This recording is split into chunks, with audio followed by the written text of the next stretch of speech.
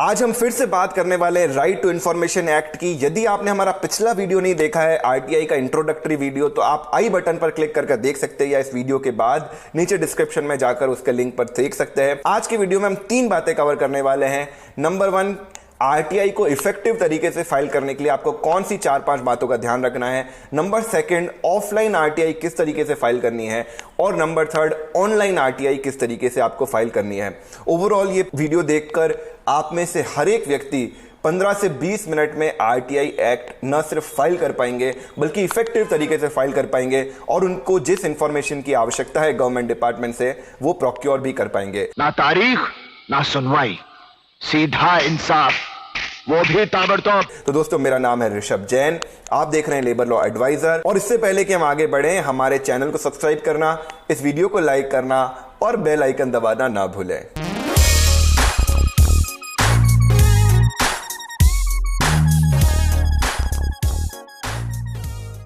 कोई भी RTI file करने से पहले सबसे पहले आपको कुछ बातों का ध्यान रखना है जो आपकी आरटीआई को इफेक्टिव बनाएगा। हो सकता है आप आरटीआई कुछ इस तरीके से ड्राफ्ट करें, घुमा फिरा के ड्राफ्ट करें, जिससे जो पीआईओ है वो इंफॉर्मेशन देने से बच जाए, वो एक गली निकाल ले। और ये बहुत ही कॉमन केस होता है यदि हम इफेक्टिव तरीके से आरटीआई लिखना नहीं जानते हैं। तो दोस्तों, आरटीआई इफेक्टिव तरीके से लिखने के लिए आपको 4 सिंपल बातों का ध्यान रखना है। Number 1, keep it simple. तो दोस्तों, जो आपकी आरटीआई होनी चाहिए बहुत ही सिंपल, बुनियादी, बेसिक होनी चाहिए। As basic as a shopping list. यदि आप कभी शॉपिंग करने जाते हैं तो लिस्ट बनाते हैं कि मुझे ये चाहिए, ये चाहिए, ये चाहिए। ठीक उसी तरीके से आपकी आरटीआई भी बिल्कुल सिंपल होनी चाहिए। इसमें घुमा फिरा कर भूमिका देने की या ये समझाने की कि आप ये इंफॉर्मेशन क्यों प्राप्त करना चाहते हैं या बड़े लंबे चौड़े एक्सप्लेनेटरी क्वेश्चंस लिखने की कोई जरूरत नहीं है। Make it very simple and basic. For example, यदि आप अपने पीएफ के ट्रांसफर रिलेटेड डिटेल प्राप्त करना चाहते हैं तो कुछ इस तरीके से आरटीआई लिखे। What is the step wise progress in my PF transfer application since I submitted it on so and so date. Number 2, mention the name of officer with their contact number whom this application has been lying around. And number 3, as per your citizen charter, as per the rules and regulation of PF department, in how many days the PF transfer application must have been processed. अगर आप ये लिखेंगे तो आपके पास बेहतर तरीके से answer आएंगे, rather than आप ये लिखें कि my PF transfer application has been delayed since so many days by PF department, I have visited so many times the PF department, called them and no one has reverted with my query, etc etc। अपनी राम कहानी यदि आप लिखेंगे तो आपको answer मिलने में दिक्कत होगी। या सिर्फ आप केवल ये पूछेंगे what is the status of my PF transfer, तो इसमें कुछ भी घुमा फिराकर बात की जा सकती है। आप अल्टीमेटली ये चाहते हैं कि आपका काम हो या फिर आपके पास करेक्ट इंफॉर्मेशन आए, तो अपनी भाषा को सिंपल रखें और साथ ही साथ अपने इमोशंस को दूर रखें, अपने दुख दर्द को दूर रखें। एक पेंशनर प्लीज आरटीआई में ये ना लिखे कि मैं दर दर की भटके खाकर अल्टीमेटली आरटीआई फाइल कर रहा हूं, मैं इस डिपार्टमेंट गया, उस डिपार्टमेंट गया, उससे जो पीआईओ को कोई लेना देना नहीं है। आपकी आरटीआई बिल्कुल सिंपल, बेसिक और बुलेट वाइज होनी चाहिए। Number 2, keep it short.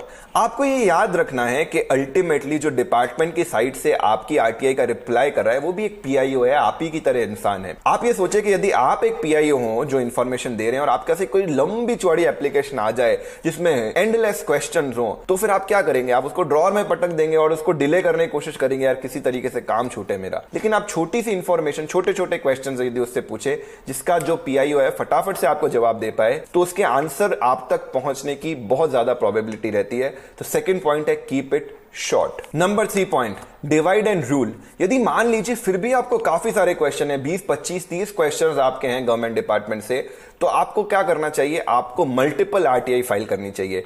हर एक आरटीआई में कुछ 3, 4, 5 प्रश्न ही रखें, उन प्रश्न के जवाब आने दें और उसके बाद अगली आरटीआई फाइल करें, फिर अगली आरटीआई फाइल करें। इसका फायदा क्यों है? इसका फायदा ऐसे है कि एक आरटीआई यदि वो 1 दिन के लिए डिले करता है पीआईओ, तो 250 रुपए की पेनल्टी लगती है। तो यानी एक ही आरटीआई में आपने 20, 25, 50 प्रश्न पूछ लिए तो भी 250 रुपए की पेनल्टी लगेगी। रादर देन आपने अपनी आरटीआई को अलग अलग पार्ट्स में डिवाइड कर दिया, तो उसके बाद ये इंफॉर्मेशन की जो पेनल्टी है वो बहुत ज्यादा बढ़ जाएगी। तो इसलिए डिवाइड एंड रूल भी आपको करना है। और number 4, don't be over ambitious. For example, यदि आपको 1 साल की कोई पर्टिकुलर इंफॉर्मेशन चाहिए, फॉर एग्जाम्पल आपको गन लाइसेंसेस की डिटेल निकालवानी है कि कितने गन लाइसेंसेस इश्यू हुए हैं हमारे स्टेट में, हमारे सिटी में, तो इसकी इंफॉर्मेशन आप इस तरह से ना पूछें कि मुझे all gun licenses is issued since 1980, तो फिर अगले व्यक्ति को भी 30-40 साल की फाइलें निकाल कर एक एक उसमें डॉक्यूमेंट ढूंढने में समय लगेगा। जो आपको एक्चुअल इंफॉर्मेशन चाहिए, जितने समय के लिए जितनी कंसाइज चाहिए वो आप भेजें तो आपके पास समय पर इंफॉर्मेशन पहुंच पाएगी। अब दोस्तों हम बढ़ते हैं अगले टॉपिक पर, किस तरीके से आरटीआई आपको फाइल करनी है। तो most government departments even centre अब ऑनलाइन आरटीआई की सुविधा देते हैं, यानी आप ऑनलाइन बड़ी आसानी से अपनी आरटीआई फाइल कर सकते हैं, जिसके बारे में भी अब बात करेंगे। लेकिन स्टिल कई सारे स्टेट डिपार्टमेंट्स और कई सारे मल्टीपल मिनिस्ट्रीज और डिपार्टमेंट अभी तक ऑनलाइन नहीं हुए हैं और उनके लिए हमको ऑफलाइन आरटीआई भी फाइल करनी पड़ती है। लेकिन उसमें भी कोई घबराने की बात नहीं है, आरटीआई फाइल करना बहुत आसान है। इसके 8 सिंपल स्टेप है, मैं आपको एक एक स्टेप बता देता हूं। सबसे पहले आप आइडेंटिफाई करें कि किस डिपार्टमेंट या किस मिनिस्ट्री पर आप आरटीआई फाइल करना चाहते हैं। उसकी इंफॉर्मेशन आप गूगल करके निकाल लें कि वहां का पब्लिक इंफॉर्मेशन ऑफिसर कौन है और उसके नाम पर ही आपको आरटीआई करनी है। Number 2, preparing the RTI. तो जो आपको आरटीआई प्रिपेयर करनी है वो प्लेन शीट ऑफ पेपर पर प्रिपेयर कर सकते हैं, कोई भी भाषा में प्रिपेयर कर सकते हैं, चाहे इंग्लिश या हिंदी, और अपने प्रश्नों को बड़े ही सिंपल भाषा में लिख सकते हैं। उसमें आपको ध्यान रखना है कि टू एंड फ्रॉम बहुत क्लियरली आपको लिखना है और अपनी सारी कम्युनिकेशन की डिटेल देनी है जिसके थ्रू आप पर आरटीआई पहुंच पाए, आपकी ईमेल आईडी, आपके फोन नंबर और आपका एड्रेस इत्यादि। कुछ पर्टिकुलर स्टेट्स में फॉर्मेट्स या फॉर्म्स भी हैं जिनके थ्रू आपको आरटीआई फाइल करनी होती है। हम नीचे हमारे ब्लॉग के लिंक के थ्रू आपको एक लिंक दे देंगे जिसमें आपको मल्टीपल स्टेट्स के रूल्स और उनके फॉर्म्स मिल जाएंगे। फॉर्म्स होने से ये आसानी रहती है कि आपको पता है क्या स्ट्रक्चर है और आपको उसमें प्रिस्क्राइब्ड जगह में अपनी क्वेरी लिखनी है। तो कुछ स्टेट्स ये फॉर्म प्रिस्क्राइब करती है और कई सारे स्टेट में कोई भी पर्टिकुलर फॉर्म नहीं है। आप प्लेन पेपर पर आरटीआई लिख सकते हैं। आपको ये ध्यान रखना है कि आप उस पर मेंशन करें कि आप राइट टू इंफॉर्मेशन एक्ट 2005 के अंतर्गत ये इंफॉर्मेशन प्राप्त कर रहे हैं। नंबर 3 जो आपको बात का ध्यान रखना है, प्रॉपर एड्रेसिंग, यानी आप किस डिपार्टमेंट से ये डिटेल मांग रहे हैं उसके पीआईओ की करेक्ट डिटेल्स आपको मेंशन करनी है। और यदि मान लीजिए आप गलत डिपार्टमेंट में भी एप्लीकेशन प्रोसेस करवा देते हैं तो वहां के पीआईओ की रिस्पॉन्सिबिलिटी बनती है कि वो आपकी इंफॉर्मेशन करेक्ट डिपार्टमेंट को फॉरवर्ड करे। तो मान लीजिए गलती हो भी जाती है तो भी उसमें घबराने की कोई जरूरत नहीं है, फिर भी आपका काम हो ही जाएगा। लेकिन पहली बार में करेक्ट जगह पहुंचने से आपका काम थोड़ा फटाफट हो जाएगा। नंबर 4 पॉइंट आता है फ्रेम किस तरीके से करें आरटीआई को। तो आप पहले एक ड्राफ्ट लिख लें, उस ड्राफ्ट के 1, 2, 3 आइट्रेशन करें, उससे सिंपल बनाएं और पॉइंट वाइज बुलेट वाइज लिखें। और ऐसा नहीं कि पहली बार में ही जो आपने लिख दिया उसके आरटीआई आप भेज दें। इसलिए बेहतर है कि आप एक ड्राफ्ट लिखें, उसे 1-2 दिन तक अपने टेबल में रहने दें, उसे पढ़ें खुद भी और अपने कुछ मित्रों को या एडवोकेट को भी पढ़ा दें एक बार, और उसके बाद वो आरटीआई आप आगे भेजें। नंबर 5 आपको इसके साथ फीस पे करनी है। फीस पे करना बड़ा आसान है, मैंने आपको बताया कि इंडियन पोस्टल ऑर्डर के थ्रू या फिर कोर्ट फी स्टैंप के थ्रू। कोर्ट का जो स्टैंप होता है 10 रुपए का, वो भी आप इसके साथ लगा सकते हैं। यहाँ कई स्टेट में डिमांड ड्राफ्ट भी आप लगा सकते हैं। जो 6 स्टेप है वो है अपनी खुद की पर्सनल इंफॉर्मेशन लिखने का। आपको आरटीआई के अंत में अपनी इंफॉर्मेशन, जैसा कि मैंने आपको बताया, address, phone number, email ID इत्यादि, ये सारी कुछ लिखनी है। Number 7 handing it over. एक बार आप ये पूरी आरटीआई अच्छे से ड्राफ्ट कर दे तो इसके बाद आप इसे स्पीड पोस्ट के थ्रू या फिर पर्सनली भी जाकर उस डिपार्टमेंट के पीआईओ को दे सकते हैं। एक बात का आप ध्यान रखें कि इस आरटीआई की एक फोटोकॉपी आप जरूर करवा लें। यदि आप इसे पर्सनली हैंड ओवर कर रहे हैं तो उस पर एक रिसीप्ट की सील जरूर लगवा लें ताकि ये प्रूव कर सके किस तारीख को आपने भेजा था। या फिर यदि आप स्पीड पोस्ट कर रहे हैं तो उसकी रसीद संभाल कर रखें ताकि आप ये ट्रैक कर सकें कि किस तारीख को ये आपके ऑफिसर को मिला है। उस दिन से 30 दिन की टाइमलाइन शुरू हो जाती है। और नंबर 8 रिस्पांस ऑफ आरटीआई। एक बार आरटीआई फाइल करने के बाद 30 दिन के अंदर अंदर आपके पास रिस्पांस आ जाएगा। ये रिस्पांस मोस्टली हार्ड कॉपी में आपके पास बाय लेटर या बाय स्पीड पोस्ट आता है। अब दोस्तों बात करते हैं हम ऑनलाइन किस तरीके से आरटीआई फाइल करनी है सेंट्रल और स्टेट गवर्नमेंट में। जो सबसे इंपॉर्टेंट है, जो आप 5 से 10 मिनट में फाइल कर सकते हो, एक बार आप ये सारी चीजें जान चुके हो। फिर तो सबसे पहले आपको जाना है rtionline.gov.in ये वेबसाइट पर। यहाँ पर आपको साइन अप कर देना है। Sign up here. Sign up में आपसे नाम, आपका पासवर्ड और email ID, user ID, name, gender, address, pin code, country, state, status, education status, phone number, mobile number, ये सारी चीज़ें पूछी जाएगी। आप सबमिट कर देंगे तो फिर आपका ईमेल आईडी पर एक ओटीपी या फिर ईमेल आईडी पर एक वेरिफिकेशन लिंक आ जाएगा। उसके बाद आपका लॉगिन आईडी क्रिएट हो जाएगा। मैंने ऑलरेडी बना चुका है तो मैं सीधा साइन इन कर रहा हूँ। साइन इन करने के बाद इसमें आपको इस जगह पर जाना है सबमिट रिक्वेस्ट करने के लिए। इससे पहले जैसे मैंने आपको बताया, आप अपना एक ड्राफ्ट रेडी रखें कि क्या आप प्रश्न पूछना चाहते हैं। उसके बाद यहाँ पर आकर सबमिट करें। जब आप सबमिट रिक्वेस्ट पर क्लिक करेंगे तो यहाँ पर कुछ बेसिक चीजें पूछेगा, गाइडलाइंस कि सबसे पहले web portal can only be used by Indian citizen. तो एनीवेज जो आरटीआई एक्ट है केवल इंडियन सिटीजन के लिए ही लागू होता है। और यहाँ पे बोला है कि यहाँ जो भी गवर्नमेंट ऑफ इंडिया की जितनी भी मिनिस्ट्रीज या डिपार्टमेंट है उसके लिए ये पोर्टल यूज किया जा सकता है। टेक्स्ट पर जो कंडीशन लिखी है कि भाई मैक्सिमम 3000 कैरेक्टर के हो सकते हैं, अगर आपकी उससे भी बड़ी है तो आप सपोर्टिंग डॉक्यूमेंट में उसे अटैच कर सकते हो। लेकिन जैसा मैंने आपको बताया, जितनी शॉर्ट एंड स्वीट आपकी आरटीआई होगी उतना जल्दी रिप्लाई आने का चांस रहेगा। और इसके आगे पेमेंट का भी ऑप्शन है जिसमें इंटरनेट बैंकिंग, डेबिट कार्ड वगैरह सारी की फैसिलिटीज आपको यहाँ पे दी हुई है। इसमें ये भी बताया कि अगर कोई भी प्रकार की एडिशनल फीस आपको लगती है तो सीपीआईओ आपको इन्फॉर्म करेगा ईमेल के द्वारा आपको। जैसे मैंने आपको बताया था 2 रुपए पर पेपर की कॉपी के लिए रिक्वायर्ड होते हैं, तो कितने पेपर एग्जैक्टली हैं वो बाद में आपको इन्फॉर्मेशन मिल जाएगी। तो ये सारी पढ़ने के बाद आप यहाँ पर I have read the condition करके सबमिट करिएगा।